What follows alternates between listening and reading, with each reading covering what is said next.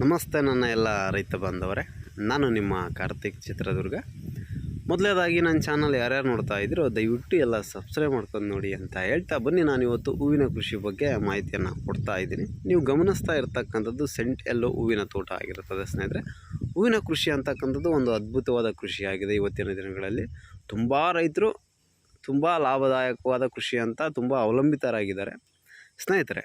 ಹೂವಿನ ಕೃಷಿಯನ್ನು ಮಾಡಬೇಕಾದ್ರೆ ಸ್ವಲ್ಪ ಶ್ರಮ ಹೆಚ್ಚು ಇರುತ್ತೆ, ಅದೇ ರೀತಿ ಲಾಭವೂ ಕೂಡ ಹೆಚ್ಚು ಇರುತ್ತೆ ಸ್ನೇಹಿತರೆ. ವರ್ಷ ಪೂರ್ತಿ ಹೂವು ಬೆಳೀತಕ್ಕಂಥ ರೈತರು ಯಾವುದೇ ಕಾರಣಕ್ಕೂ ನಷ್ಟ ಅನುಭವಿಸೋದಿಲ್ಲ. ಯಾವುದೋ ಒಬ್ಬ ರೈತ ಹೂವು ಬೆಳೆದು ಲಾಭ ಮಾಡ್ದ ಅಂತ ನಾನು ಹೂವು ಹಾಕ್ತೀನಿ ಅನ್ನೋ ರೈತರು ಖಂಡಿತವಾಗಿಯೂ ಲಾಭ ಮಾಡೋದಕ್ಕಾಗೋದಿಲ್ಲ. ವರ್ಷ ಪೂರ್ತಿ ನೀವು ಹೂವನ್ನು ಬೆಳೆದಾಗ ಮಾತ್ರ ಯಾವುದೋ ಒಂದು ಟೈಮಲ್ಲಿ ನಿಮಗೆ ಲಾಭ ಬಂದೇ ಬರುತ್ತೆ.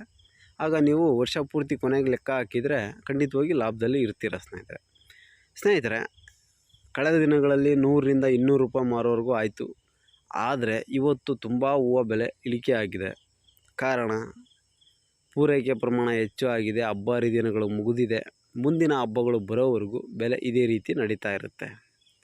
ನೋಡಿ, ನಾವು ಹಬ್ಬ ಹರಿದಿನಗಳಿಗೆ ದೊಡ್ಡ ಕಟಾಪುಗಳನ್ನು ಬರೋ ರೀತಿ ಮಾಡ್ಕೋಬೇಕು. ಯಾಕೆ ಅಂದರೆ ಆವಾಗ ಲಾಭ ಮಾಡೋದಕ್ಕೆ ಅನುಕೂಲವಾಗಿರುತ್ತೆ. ಬೆಲೆ ಏರಿಕೆ ಇರುತ್ತೆ, ಅವಶ್ಯಕತೆ ಹೆಚ್ಚಿರುತ್ತೆ. ಹೂವಿಂದ ಎಲ್ಲ ಪೂಜೆ ಪುನಸ್ಕಾರಗಳು ಮತ್ತೊಂದು ತುಂಬ ನಡೀತಾ ಇರ್ತವೆ.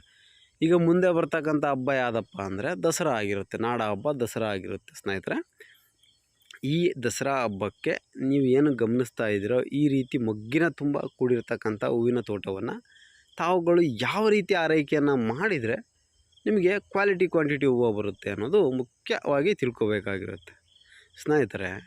ಹೂವಿನ ಬೆಲೆ ಇಳಿಕೆ ಆಗಿದೆ ಅಂತ ಯಾವುದೇ ಕಾರಣಕ್ಕೂ ಜಮೀನಿನಲ್ಲಿ ಕಳೆ ಆಗಿದ್ದರೆ ತೆಗೆಸ್ತೇ ಇರಬೇಡಿ. ತೆಗೆಸಿ ನೀರನ್ನು ಅವಶ್ಯಕತೆಗೆ ತಕ್ಕಷ್ಟು, ಹವಾಮಾನಕ್ಕೆ ತಕ್ಕಷ್ಟು ಖಂಡಿತವಾಗಿಯೂ ನೀಟಾಗಿ ಮೇಂಟೈನ್ ಮಾಡಿ.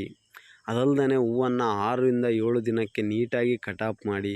ಕಟಾಪು ಮಾಡಿದ ದಿನವೇ ಔಷಧಿಯನ್ನು ಸಿಂಪಡಿಸಿ ಅಂದರೆ ಉತ್ತಮವಾದ ಔಷಧಿಯನ್ನು ತಂದು ಹೂವು ತುಂಬ ಕ್ವಾಲಿಟಿಯಿಂದ ಕೂಡಿರ್ತಕ್ಕಂಥ ಮುಂದಿನ ದಿನಗಳಲ್ಲಿ ಅಂಥ ಔಷಧಿಯನ್ನು ನೀವು ತರಬೇಕು. ಉತ್ತಮವಾದ ಫರ್ಟಿಲೈಸರ್ಸನ್ನು ನೀವು ಅನುಭವ ಇರತಕ್ಕಂಥ ಫರ್ಟಿಲೈಸರ್ಸನ್ನು ಆಯ್ಕೆ ಮಾಡಿಕೊಂಡು ಅಲ್ಲಿ ಔಷಧಿಯನ್ನು ಕೊಡಬೇಕಾಗಿರುತ್ತೆ. ತಂದು ನೀಟಾಗಿ ಸಿಂಪಡಿಸ್ಬೇಕಾಗಿರುತ್ತೆ. ನಾವು ಬೇಕಾಬಿಟ್ಟು ಸಿಂಪಡಿಸೋದು ಅಲ್ಲ. ನೀರು, ಕಳೆ, ಔಷಧಿ ಈ 3ನ್ನು ನೀಟಾಗಿ ಮೇಂಟೈನ್ ಮಾಡಿ. ಗೊಬ್ಬರದ ಪೂರೈಕೆ ಅವಶ್ಯಕತೆ ಇದ್ದರೆ ಖಂಡಿತವಾಗಿ ಈ ಹಂತದಲ್ಲೂ ಕೂಡ ನೀವು ಗೊಬ್ಬರದ ಪೂರೈಕೆಯನ್ನು ಮಾಡಿದರೆ ಮೊಗ್ಗು ತುಂಬ ಚೆನ್ನಾಗಿ ದಪ್ಪ ಬರುತ್ತೆ. ಹೂವು ತುಂಬ ಚೆನ್ನಾಗಿ ಹಿಗ್ಗುತ್ತೆ, ತುಂಬ ತೂಕ ಬರುತ್ತೆ, ತುಂಬ ಫಿನಿಶಿಂಗ್ ತುಂಬ ಚೆನ್ನಾಗಿರುತ್ತೆ ಸ್ನೇಹಿತರೆ. ಈ ಎಲ್ಲ ವಿಧಾನಗಳನ್ನು ಸರಿಯಾಗಿ ನೀವು ಮಾಡಿದಾಗ ಮುಂದಿನ ದಸರಾಕ್ಕೆ ಉತ್ತಮ ಗುಣಮಟ್ಟದ ಉತ್ತಮ ಪ್ರಮಾಣದ ಹೂವನ್ನು ನೀವು ಬೆಳೆಯೋದಾಗಿರುತ್ತೆ. ಆ ಸಮಯದಲ್ಲಿ ಹೂವಿನ ಬೆಲೆ ಏನಿರುತ್ತೆ ಅಂದರೆ ಸ್ನೇಹಿತರೆ 100ರಿಂದ 200 ರೂಪಾಯಿ ಮಾರುವರೆಗೂ ಇರ್ತದೆ. ಈ ಮಾತನ್ನು ನೆನಪಲ್ಲಿಟ್ಕೊಳ್ಳಿ. 100ರಿಂದ 200ರಿಂದ 250 ರೂಪಾಯಿ ಮಾರುವರೆಗೂ ಇರುತ್ತೆ. ಆ ಸಮಯಗಳು ವರ್ಷಕ್ಕೊಮ್ಮೆ ಸಿಗೋದು ನಮಗೆ. ಹಬ್ಬ ಹರಿದಿನಗಳು, ಈಗ ದಸರಾ ಅಂತಕ್ಕಂಥದ್ದು ವರ್ಷಕ್ಕೊಮ್ಮೆ ಬರೋದು. ಅಂಥ ಸಮಯವನ್ನು ಹೂವಿನ ತೋಟ ಮಾಡ್ತಕ್ಕಂಥ ಹೂವಿನ ಕೃಷಿಕರು ಸದುಪಯೋಗ ಪಡಿಸ್ಕೋಬೇಕು.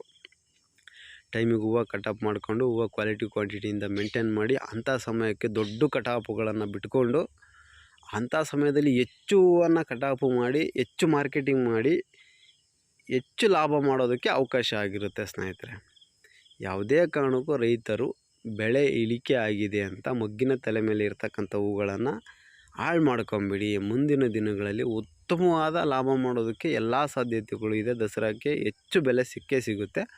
ಅನುಭವ ಇರತಕ್ಕಂಥ ರೈತರು ಖಂಡಿತವಾಗಿಯೂ ಹಾಳು ಮಾಡ್ಕೊಳೋದಿಲ್ಲ. ಈ ಹೊಸದಾಗಿ ಹಾಕಿರ್ತಕ್ಕಂಥ ರೈತರು ಏನು ಮಾಡ್ತಾರೆ, ಹೂವಿನಾಗ ಇಷ್ಟೇ ಏನಪ್ಪ 20-30 ರೂಪಾಯಿ ಮರ ಏನು ಉಳಿತದ ಮರ, ಏನೂ ಉಳಿಯಲ್ಲ, ಕೂಲಿ ಖರ್ಚು ತುಂಬ ಅಂತೇಳಿ ಹಾಳು ಮಾಡ್ಕೊಳೋ ಕೆಲವೊಬ್ಬ ರೈತರಿಗೆ ನಾನು ಸಲಹೆ ನೀಡ್ತಿರೋದೇನೆಂದರೆ ಮುಂದಿನ ದಿನಗಳಲ್ಲಿ ನಿಮಗೆ ಉತ್ತಮವಾದ ಲಾಭ ಮಾಡೋದಕ್ಕೆ ಅವಕಾಶ ಇದೆ. ಇನ್ನು 20 ದಿನ ಇದೆ ದಸರಾ. ಅಲ್ಲಿವರೆಗೂ ನೀವು ನೀಟಾಗಿ ಮೇಂಟೈನ್ ಮಾಡಿದೆ ದಸರಾ ಇನ್ನು ವಾರ ಐತೆ ಅನ್ನೋ ಮಟ್ಟಿಗೆ ಹೂವಿನ ಬೆಲೆ ಏರಿಕೆ ಆಗ್ತಾ ಹೋಗುತ್ತೆ ಸ್ನೇಹಿತರೆ. 100 ರೂಪಾಯಿಂದ 250-300 ರೂಪಾಯಿವರೆಗೂ ಹೋಗುತ್ತೆ. ಇದ್ರ ಬಗ್ಗೆ ಅನುಮಾನ ಬೇಡ. ಯಾವ ರೈತ ಆರೈಕೆಯನ್ನು ಅಚ್ಚುಕಟ್ಟಾಗಿ ಮಾಡ್ಕೊಂಡಿರ್ತಾನೋ ಅವನು ಖಂಡಿತವಾಗಿಯೂ ಲಾಭ ಮಾಡ್ತಾನೆ. ಇಷ್ಟೆಲ್ಲ ಮಾಹಿತಿಯನ್ನು ತಮಗೆ ತಿಳಿಸಿದ್ದೇನೆ. ಯಾಕೆ ತಿಳಿಸಿದ್ದೇನೆ ಅಂದರೆ ನಾನು ಒಬ್ಬ ರೈತ ಆಗಿರ್ತೀನಿ. ನನ್ನಿಂದ ಸಿಗ್ತಕ್ಕಂಥ ಮಾಹಿತಿಯಿಂದ ಇನ್ನೊಬ್ಬ ರೈತನಿಗೆ ಅನುಕೂಲ ಆಗಿ ಅವನು ಲಾಭದಾಯಕವಾಗಿ ಅವನ ಆರ್ಥಿಕ ಸ್ಥಿತಿ ಸುಧಾರಿಸ್ಬೇಕು ಅನ್ನೋದಷ್ಟೇ ನನ್ನ ಉದ್ದೇಶ ಆಗಿರುತ್ತೆ ಸ್ನೇಹಿತರೆ.